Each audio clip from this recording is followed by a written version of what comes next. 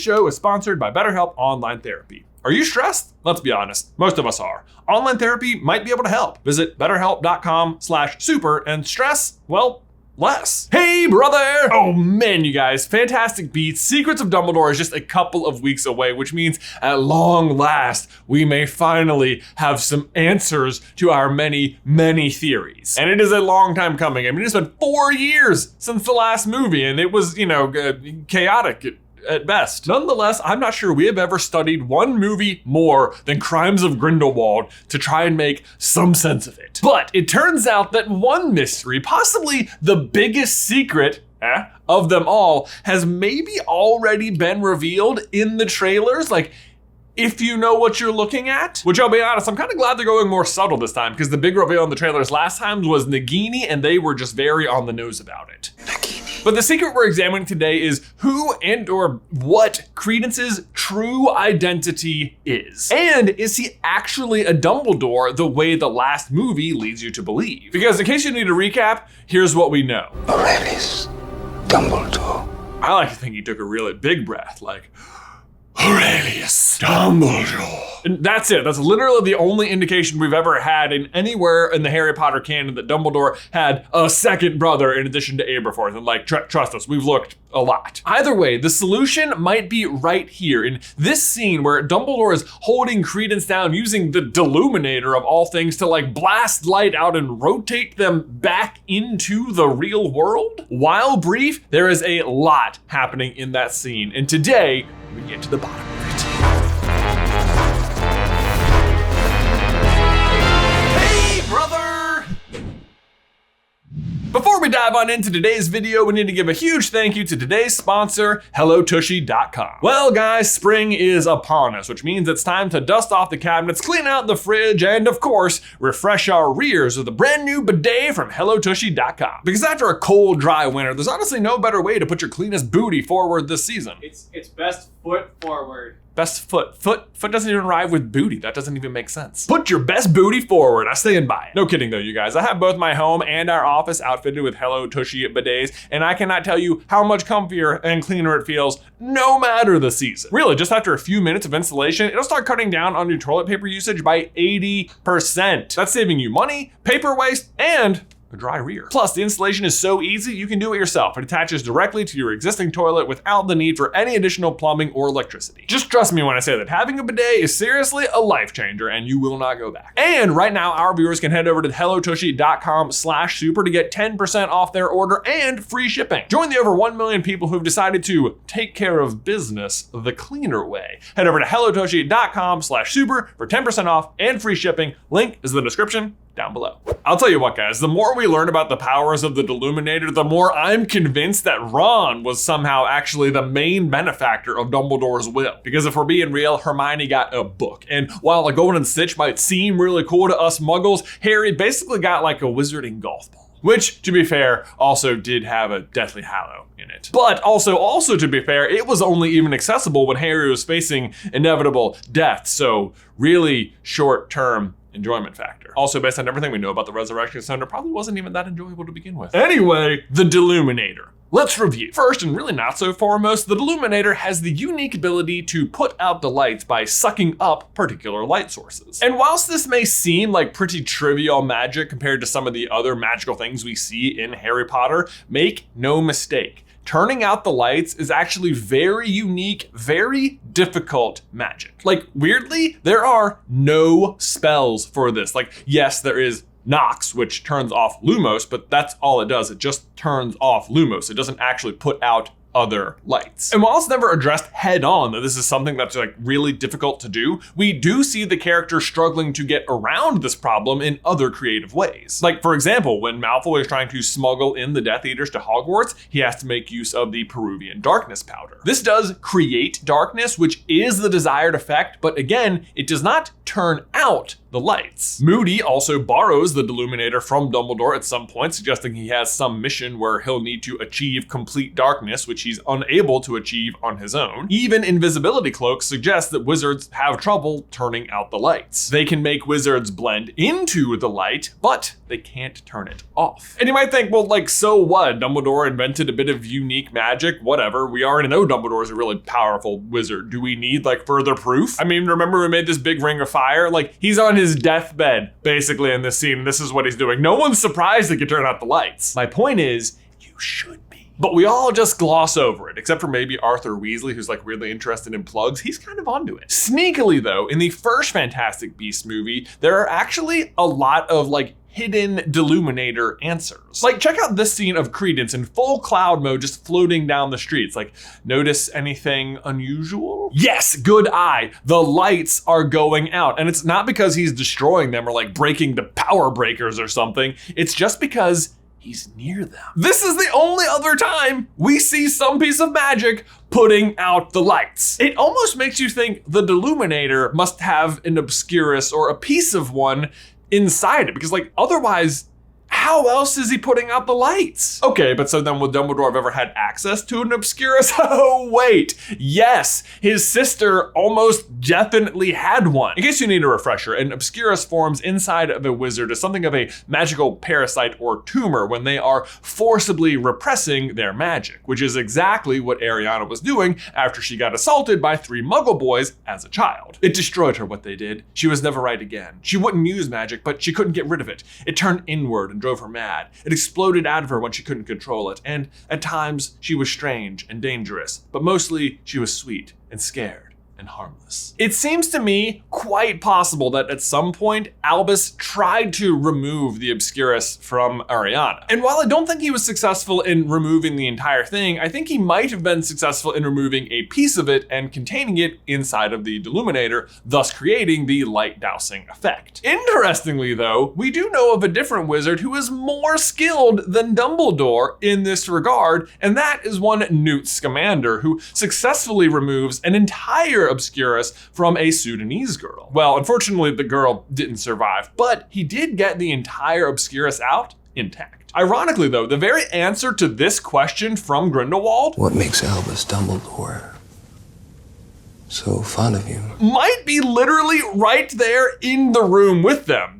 Not that Newt has any idea. I really couldn't say. But that brings us to the next power of the Deluminator, which was discovered by Ron in Deathly Hallows. After Ron abandons Harry and Hermione, he immediately regrets it, but unfortunately has no way of relocating them once he's left. Until, that is, about a month later, when one of them finally says his name out loud again. Once they do, though, he can suddenly hear their entire conversation coming out of the Deluminator, and if he clicks it, a small orb of light will come out and enter his body right next to his heart. And after it's done that, if he apparates, the orb will actually bring Ron to them. Very powerful, but also very unique because it only activates if the person you love says your name. And honestly, I think we can take it even a step further than that. Because specifically, I think it has to be whoever your heart desires most. And what I mean by that is that like Ron obviously also loves the rest of his family, but I don't think his mom or Fred and George or Ginny saying his name would have activated the Deluminator. It feels very tied to the Mirror of Erised in this way, which also shows you your heart's desire and happens to be owned by Dumbledore. In fact, Dumbledore even chooses the following quote for his mother's gravestone. "Where your treasure is, there will your heart be also." With that in mind, Harry also eventually concludes that what Dumbledore would have seen in the Mirror of Erised was his family, together and whole, and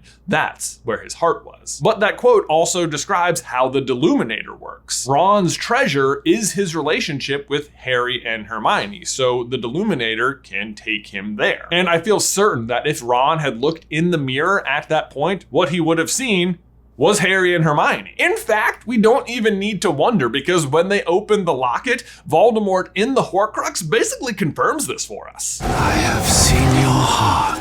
That said though, we actually do get to see what Dumbledore sees in the Mirror of Erised during the Fantastic Beast era right here. And guess who it is? Grindelwald. Which, hold on, can you play back that scene from earlier? Albus Dumbledore. Albus Dumbledore. Albus Dumbledore. Dumbledore has the Deluminator at that point, and his heart's desire is Grindelwald. And Grindelwald says his name out loud. So, shouldn't Dumbledore have been able to hear the rest of that conversation? In fact, doesn't he go on to answer this very question? What makes Albus Dumbledore so fond of you? Right to Newt's face? Do you know why I admire you, Newt? It's as if he heard the whole thing. Because he did. Because Dumbledore has a very secret spy weapon. Interestingly, on this exact note, Grindelwald refrains from saying Dumbledore's full name throughout all of Crimes of Grindelwald. He gets really close at one point, right here, but instead he flips it and makes Crow say it. Albus Dumbledore. What is that guy's name? Crow? Crawl? Crawl? Either way, it makes you wonder, does he know Dumbledore will be able to hear him if he says his name, or is he just getting really lucky by avoiding it? Anyway, the point is, the Deluminator can bring you to the people you love. And apparently, as of the last trailer, into some kind of mirror-verse? The non-being, that's what we were calling this place, the non-being. The non-being. That's what I'm going to call the inside of the Mirrorverse. But if you don't know what I'm talking about, it's right here in the trailer where Dumbledore is fighting Credence. But if you look at the signs in the background, for some reason, they're all like reversed or mirrored. But then later in the same fight, we see him using the Deluminator to like exit this scene. Which, like, not for nothing, but hey, look, it's the Deluminator in mirrors. Again. Honestly, it's no shock though, because a couple of weeks ago, we made a video here on the channel about how did Dumbledore ever put the Philosopher's Stone inside the Mirror of Erised? To which the one sentence answer is, with the Deluminator. I'm not even sure that was a full sentence. But imagine for a second that Dumbledore is holding the Deluminator and staring into the mirror. He sees himself surrounded by his family, together and whole, and holding the Deluminator. And then he says his own name out loud and clicks it. Where would it take him? Our theory, which feels pretty confirmed by the trailer, is inside the mirror. And I assume he did something very similar to hide the stone in the mirror. Like maybe he saw himself hiding the stone in the mirror and that's how he got in. From which only someone true of heart could ever retrieve it. Someone who wanted to find the stone, find it, but not use it. Full video by clicking the card. But are you starting to see like how your heart and the mirror and the Deluminator are like constantly connected? Ow. But that brings us back to our question from the beginning, which is probably why you clicked on this video. How does this confirm who Credence is? Let me walk you through it. We know Albus will be visiting his brother Aberforth during this movie. Aberforth, who is perpetually hung up on the death of their sister, Ariana. And given the rise of Grindelwald, Grindelwald's involvement in Ariana's death, Ariana's portrait hanging in the pub, I can only guess what the topic of their conversation is gonna be. Actually, side note, in the trailer, we also see Aberforth getting a secret message in a mirror. Regardless, I bet after talking to Aberforth and further considering the overall evilness of Grindelwald, that the true heart's desire of Dumbledore might shift from Grindelwald to Ariana, which would then make the like transportation function of the Deluminator kind of useless because Ariana couldn't say his name. Unless Ariana had an Obscurus, and Credence is a very unique Obscurus because he's lived longer than any before him. But he's also very powerful, and Grindelwald, for some reason, thinks he's a Dumbledore. Ariana means silver, and Aurelius means gold, and we know the Philosopher's Stone can turn metals into gold and give you a body. Is it possible that Credence is the human form of Ariana's Obscurus? Because then, if Dumbledore saw Ariana in the mirror, but Credence said his name, could he hear him? And if you click the Deluminator, where would it take him? Well, to Ariana, of course, because she's the one in the mirror, but not to Ariana because Credence is the one who said his name. So to Credence, but in the mirror, which is exactly where we see them fighting. So, God, maybe we're not even seeing like a real fight between the real Credence and Dumbledore. Maybe it's much more like Dumbledore's battling his inner demons. But you know what? It gets even better because Credence hasn't said Dumbledore's name the entire series so far. In fact, it is likely he doesn't even know the significance of the last name when Grindelwald tells him at the end of Crimes of Grindelwald. But you can bet he's gonna say it now because I feel pretty sure that he's gonna be very curious. Who is Albus Dumbledore?